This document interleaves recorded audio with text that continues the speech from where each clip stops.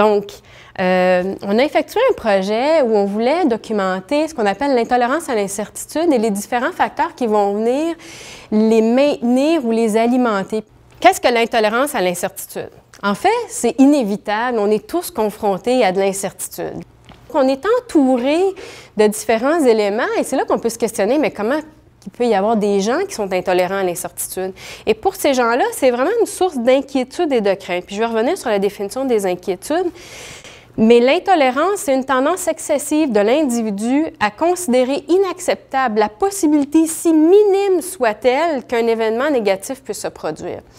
Par exemple, quand on dit à la personne « Écoute, ça va bien se passer », je te dirais 98 des chances que ça aille bien, la personne, elle va accrocher sur le 2 puis elle va dire « Oui, mais tout d'un coup que ». C'est souvent ça que les cliniciens vont venir nous voir pour dire « Mais c'est très difficile parce que les gens s'accrochent toujours sur la petite possibilité, mais moi, je ne peux pas donner des garanties. » Donc, ça serait, selon Michel Dugas, un des principaux facteurs associés aux troubles d'anxiété généralisée. Qu'est-ce que le trouble d'anxiété généralisée? C'est de l'anxiété, des soucis excessifs manifestés par des inquiétudes qui vont être là depuis au moins 6 mois et qui vont concerner un certain nombre d'activités. Donc, c'est pas juste, par exemple, rattaché au travail, ça va être la santé, les finances, les amis, la personne est 15 minutes en retard, tout d'un coup, elle vient de le visualiser sur le bord du chemin, mourante, agonisante. Donc, c'est vraiment toutes sortes de sujets comme ça que la personne va avoir différentes inquiétudes. Et ça va être très difficile pour les gens de justement contrôler ces inquiétudes-là. Et on voit qu'à ça a différents symptômes, mais je vous dirais que ces symptômes-là, il ne faut pas trop s'y fier parce qu'ils sont assez communs avec d'autres troubles, d'où l'important vraiment d'aller plus en profondeur pour comprendre pourquoi les gens vont nous manifester certains symptômes et après ça, arriver vraiment à bien comprendre comment ça s'inscrit pour pouvoir finalement les aider de façon plus efficace. Donc, on essaie aussi de voir est-ce que ça interfère avec le fonctionnement occupationnel ou social. Parce qu'il y en a qui s'inquiètent comme ça, puis c'est des fois même une façon de manifester aux gens qu'on les aime, alors que d'autres personnes, ça va vraiment venir significativement interférer. Et c'est là qu'on pourrait se demander si effectivement, dans le cas de travailleurs qui ont un trouble musculo-squelettique, qui n'arrivent pas à retourner au travail, est-ce que cette composante-là peut venir faire obstacle? Donc, quels sont les facteurs de maintien de l'intolérance à l'incertitude? On a les inquiétudes. Et là, il va falloir s'entendre sur une définition de c'est quoi les inquiétudes et qu'est-ce que ça apporte justement de s'inquiéter. L'inquiétude, la façon dont on la conçoit, je vous dirais en psychopathologie, c'est vraiment une chaîne de pensées, d'images négatives qui sont relativement incontrôlables à propos d'événements incertains qui peuvent avoir une ou plusieurs conséquences négatives. Donc, c'est vraiment tout ce cheminement-là. Des fois, les gens vont me dire « Ah, mais oui, mais ils vont me parler plus d'une préoccupation. Tout d'un coup que, je ne sais pas, moi, je manque mon métro puis j'arrive en retard. » Bon, pas très grave. Ça, c'est pas une inquiétude. Mais si on dit « Je manque mon métro, là, après ça, j'arrive en retard, là, les gens m'attendent, je vais perdre mon travail, je ne serai plus capable de payer mon hypothèque. » Là, voyez-vous, c'est tout cet enchaînement-là qui fait que nous, on va décrire ça comme une inquiétude. Ça sert à quoi de s'inquiéter? Ce que ça sert, en fait, c'est que ça reste à un niveau très verbal, très linguistique. On reste au niveau des paroles pour essayer, justement, de bloquer les images qui pourraient nous arriver par rapport aux catastrophes qu'on pourrait anticiper. Et ce qu'on sait, c'est que les images sont beaucoup plus vivides ou intrusives et émotionnellement pénibles. Et ça éviterait, justement, d'avoir une trop grande charge émotive. Mais là, je vais vous donner un exemple. Donc, c'est la finale de soccer. En voulant voler le ballon, je me fais terriblement mal. La douleur est atroce. Je m'écroule par terre. La jambe ne peut plus me supporter. Le tibia est cassé. Il est placé à 90 d'angle. C'est la catastrophe. Ma saison est finie. Comment je vais survivre à cet événement? C'est tout ce que je sais faire. Je suis finie. On ressent un petit malaise. Et là, si on voit l'image, là, on a des réactions qui sont beaucoup plus fortes parce que là, on voit une image. Donc, on voit que l'image est beaucoup plus forte que juste le fait de rester au niveau verbal. C'est ça la fonction de l'inquiétude, c'est de rester au niveau du verbal pour éviter justement la charge émotive de cette image-là qui viendrait nous chercher. Au-delà de ça, c'est le fonctionnement qu'on a trouvé chez les gens qui ont un trouble d'anxiété généralisée, les gens, eux, vont nous rapporter différentes utilités à s'inquiéter. Ils vont nous dire, entre autres, que ça m'aide à résoudre des problèmes. Moi, si je m'inquiète, ça me permet de voir éventuellement ça va être quoi les problèmes. Puis là, mais je fais de la résolution de problèmes là-dessus. Puis là, les gens le croient mordicus. Mais est-ce qu'on est obligé d'avoir toute la chaîne d'événements catastrophiques pour faire une résolution de problème? Pas nécessairement. On peut se dire, bon, bien, tout d'un coup que mon retour au travail ne se passe pas bien, bien, OK, quels pourraient être les obstacles facilitateurs, puis on va adresser ça, puis on n'a pas besoin d'avoir toute la chaîne de pensée comme telle. D'autres vont dire, mais ça me protège d'émotions négatives. Et ça, je l'ai beaucoup entendu. Les gens me disent, moi, je suis en attente de la réponse du BEM. Je m'attends au pire, comme ça, je vais m'y préparer. Et quand la réponse va tomber, bien, ça va être moins pire. Et dans les faits, ce qu'on voit, c'est que les gens se grugent beaucoup d'énergie, en deviennent très fatigués. Quand la décision tombe, finalement, les deux bras leur tombent aussi parce qu'ils sont complètement épuisés. Puis finalement, ils ne gèrent pas mieux qu'une autre personne qui ne s'est pas inquiétée durant la période d'attente. D'autres vont dire, c'est un trait de personnalité, j'ai toujours été comme ça et je serai toujours comme ça. Et c'est finalement dans leur fonctionnement. Mais on voit que même chez des gens de 65 ans et plus, il y a possibilité de façon assez circonscrite dans le temps de pouvoir régler l'intolérance à l'incertitude et les inquiétudes. Ce que Michel Dugas propose, c'est un modèle finalement sur lequel l'étude repose. C'est une situation, j'ai un problème de douleur persistante, tout d'un coup que j'arrive pas à retourner au travail. Et là, j'ai toutes les croyances par rapport à ça de résolution de problèmes, de me protéger d'émotions qui vont venir alimenter l'ensemble des inquiétudes. Et si ce n'était pas assez, en plus, on a ce qu'on appelle l'orientation inefficace face aux problèmes. Qu'est-ce que c'est? C'est les gens vont avoir tendance finalement à voir les situations problématiques comme étant menaçantes. Donc, mon retour au travail, lorsque je vais le faire, mes collègues, ils vont me regarder tout croche, ils vont penser que j'ai pris mon été de congé. Donc, ils vont vraiment voir ça comme gros et menaçant, plutôt que de dire, on a une situation problématique, adressons-la, faisons de la résolution de problèmes. Donc, il y a beaucoup plus une charge émotive qui va venir finalement s'ajouter à cette perception-là. Et ce qu'on remarque aussi, c'est qu'ils vont avoir une impression d'avoir peu de contrôle sur la capacité de gérer la situation. Mais dans les faits, ces gens-là n'ont aucune difficulté à faire de la résolution de problèmes. C'est juste leur perception qui fait en sorte qu'ils n'agissent pas et en n'agissant pas, mais ils se disent, mais c'est comme ça que finalement, je ne suis pas capable et que ça alimente la perception qu'ils ne sont pas capables. Et lorsqu'ils vont être confrontés à la situation, ils vont essayer de l'éviter. Et quand ils n'ont pas le choix et qu'ils doivent rentrer dans la situation, ils vont essayer de la neutraliser.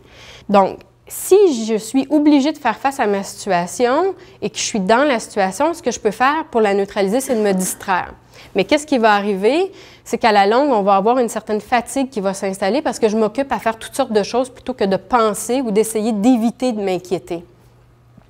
La personne va essayer aussi de se rassurer. Donc, si on l'entend avec les cliniciens, les gens vont dire, le travailleur, à chaque semaine, il me revient avec une nouvelle inquiétude, on va l'adresser, mais j'arrive jamais à arriver au bout de cette rassurance-là. Et c'est là, des fois, que ça commence à lever un drapeau en disant peut-être qu'on est en présence d'intolérance à l'incertitude. Et c'est là qu'on arrive à compléter le modèle de Dugas avec la démoralisation et l'épuisement. Donc, la dépression serait un résultat comme tel d'un trouble d'anxiété généralisée qui se maintiendrait à travers le temps. Dans ce cas-là particulier, bien que la dépression existe aussi toute seule.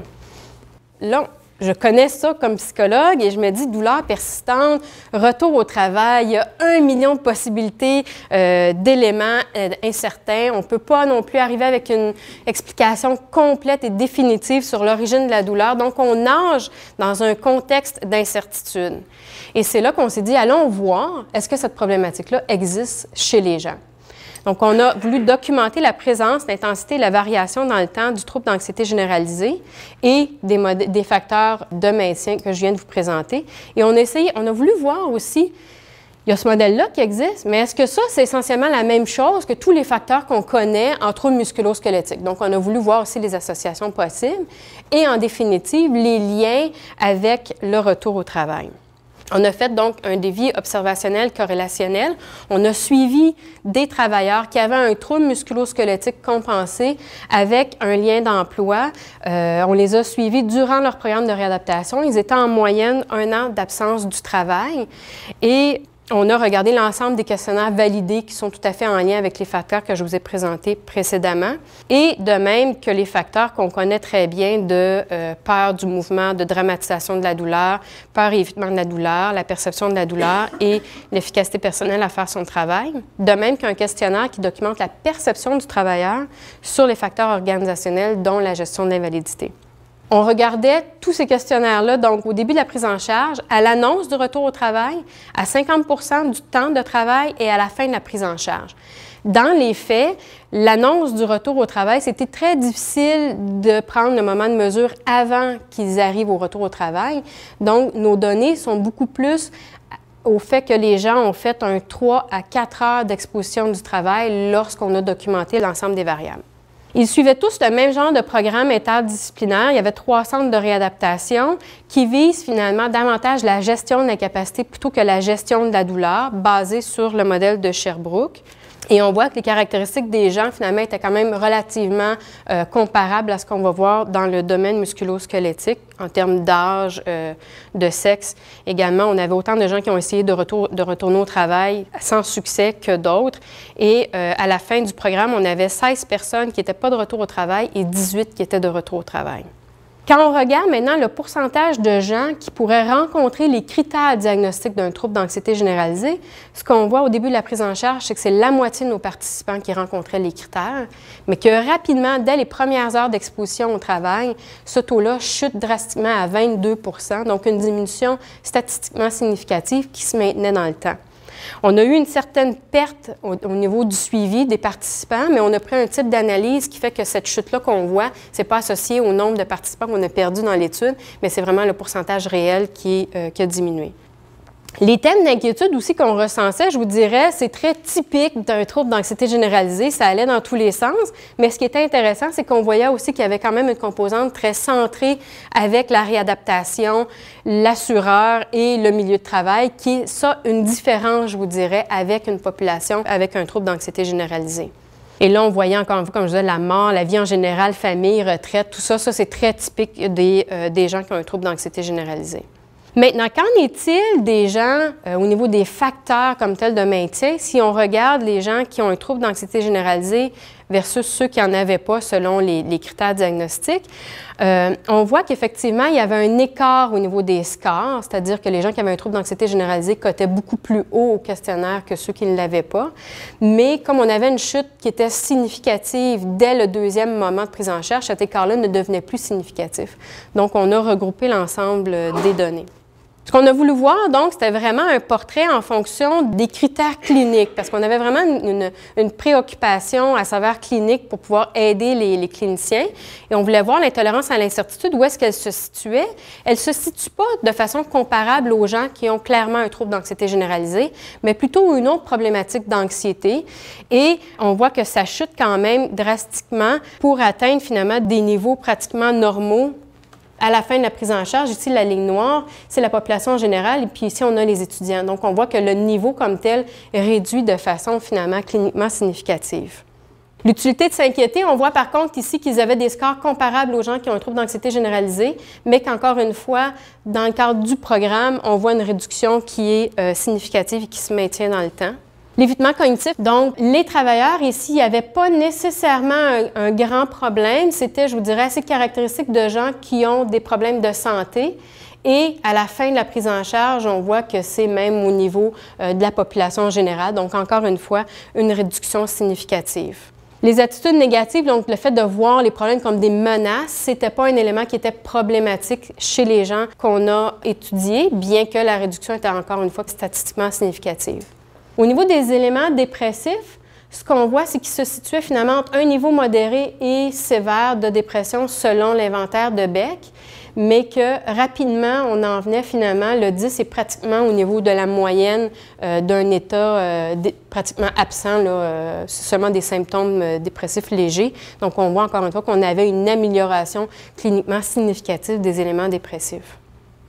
Dans un deuxième temps, comme je vous disais, ce qu'on voulait voir, c'est est-ce que c'est essentiellement toute la même chose qu'on est en train de mesurer, les variables connues en troubles musculo-squelettiques et celles associées aux troubles d'anxiété généralisée. Ce qu'on a fait, c'est des modèles de régression et on a essayé de voir qu'est-ce qui ressortait. Et comme vous voyez, il n'y a aucune des variables associées typiquement aux troubles musculo-squelettiques qui ressort. Ce que ça me dit, c'est que c'est probablement finalement deux modèles qui sont différents, mais on va voir un peu plus loin, qui vont probablement être complémentaires.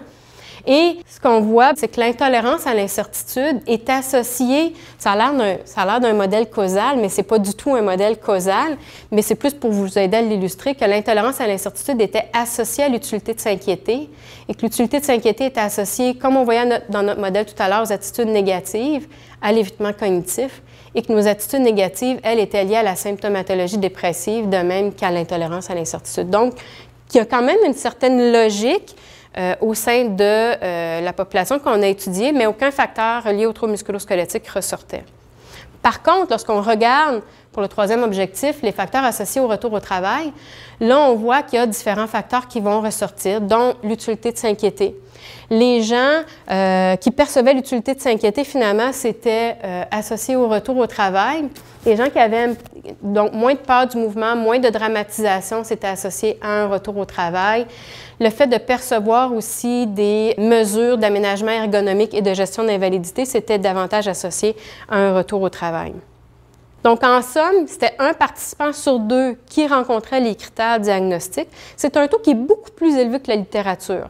Lorsqu'on regarde les études populationnelles, on n'a qu'à regarder celle de Von Koff, on voit ici 6,2 % de la population qu'ils ont sondée avait le trouble d'anxiété généralisée. Mais je vous dirais le bémol ici, c'est que c'était 76 % de leur échantillon qui rapportait pratiquement aucune limitation au travail. Alors que nous, on avait 100 % de notre échantillon qui avait des limitations importantes au travail parce qu'ils n'étaient pas au travail. Donc, peut-être pas aussi comparable, je vous dirais, qu'avec la littérature. Aussi, je dois spécifier qu'avec le questionnaire qu'on a utilisé, bien qu'on peut voir un chevauchement parfait avec les critères diagnostiques, on ne peut pas diagnostiquer un trouble d'anxiété généralisée seulement avec un questionnaire. Ça nous prend des entrevues. Donc, c'est seulement à titre indicatif qu'on peut avoir ces résultats-là. Le portrait n'est pas nécessairement typique non plus de ce qu'on s'attendrait d'une personne ayant un trouble d'anxiété généralisée, parce que oui, il y a l'utilité de s'inquiéter, mais l'intolérance à l'incertitude qui est supposée être comme le moteur qui vient alimenter toute la problématique du trouble d'anxiété généralisée est plus comparable à des gens qui ont un trouble panique avec agoraphobie plutôt que le trouble finalement du TAG. On voit aussi que l'évitement cognitif était un demi-écart type supérieur à la population, donc légèrement, je vous dirais, problématique, mais pas tant que ça, et pas de problème au niveau de l'attitude face au problème. Donc, on voit des gens qui ont certains éléments, mais pas tout le portrait comme tel. Et comment on peut expliquer ça? En fait, on a deux hypothèses. La première se campe sur les travaux de Ecclestone. Ecclestone, lui, nous parle d'un modèle de résolution de problèmes détourné. Qu'est-ce que c'est? Ecclestone a regardé les différentes inquiétudes chez 34 personnes durant une semaine et ce qu'il voyait, c'est qu'il y avait beaucoup d'inquiétudes qui étaient liées justement à la douleur. Et ce qu'ils se sont rendus compte, c'est que les gens se retrouvent toujours dans une impasse. Donc, ils ont de la douleur, ils veulent s'enlever la douleur, pas capables d'enlever la douleur. Donc, à défaut d'avoir une solution, c'est comme si l'inquiétude devient en partie la solution. C'est une façon d'essayer de trouver une autre solution, mais on les place finalement constamment dans un circuit dans lequel ils ne se trouveront jamais une porte de sortie parce qu'ils tournent en rond, donc vraiment un processus circulaire. Ce que lui suggérait à ce moment-là, c'était vraiment de dire, mais il faut leur trouver une porte de sortie, une solution. La gestion, la résolution du problème de douleur n'étant pas une solution, il faut ouvrir vers autre chose. Et c'est là que je trouvais le parallèle intéressant avec ce qu'on avait fait, puis je vous dirais aussi avec le type d'intervention avec lequel on s'est collé, c'est qu'on avait une intervention davantage sur l'incapacité au travail. Mais ça, dans l'incapacité au travail, là, on peut ouvrir des portes. On peut faire des aménagements, on peut améliorer la capacité du travailleur. Donc là, on va trouver des portes de sortie à la personne. Et qu'est-ce qu'on a vu, effectivement, dans les différents graphiques que je vous ai montrés? C'est que la tendance, aussitôt qu'on arrivait dans les premières heures d'exposition, on voyait une chute de tout l'ensemble des éléments. Donc ça pourrait être un élément qui viendrait appuyer. Mais évidemment, c'est une hypothèse, parce qu'on n'a pas documenté ça comme tel au sein de notre étude. Et la deuxième hypothèse, ça serait finalement une phobie complexe du travail. Encore une fois, notre étude ne peut pas aller documenter ça parce qu'on n'est pas allé avec des entrevues aller questionner quelle est l'ampleur de la problématique, comment est-ce que les symptômes s'articulent dans la dynamique de la personne. Mais ce qu'on voit, c'est que les gens, finalement, nous parlent beaucoup d'inquiétudes par rapport au travail. Donc, c'est des inquiétudes qui sont très actuelles, qui sont très réelles, et ça aussi, c'est un peu différent des gens qui ont un trouble d'anxiété généralisée. Et là, quand on arrive dans le milieu réel, qu'il y a l'exposition, que les gens peuvent se confronter, on voit qu'il y a une baisse, finalement, des différents symptômes qui pouvaient être problématiques. Donc, c'est là qu'on pense que c'est probablement une phobie complexe du travail. Pourquoi complexe? Parce que c'est pas nécessairement une phobie simple, parce que les phobies simples, hein, c'est souvent une relation très linéaire avec un objet. Ça n'amène pas nécessairement d'incapacité au travail, une phobie des serpents ou des araignées, à moins de travailler à l'insectarium. Mais la phobie du complexe, elle est beaucoup plus complexe parce qu'il y a l'interaction sociale, il y a l'anticipation, il y a différents facteurs comme tels qui vont venir alimenter cette phobie-là.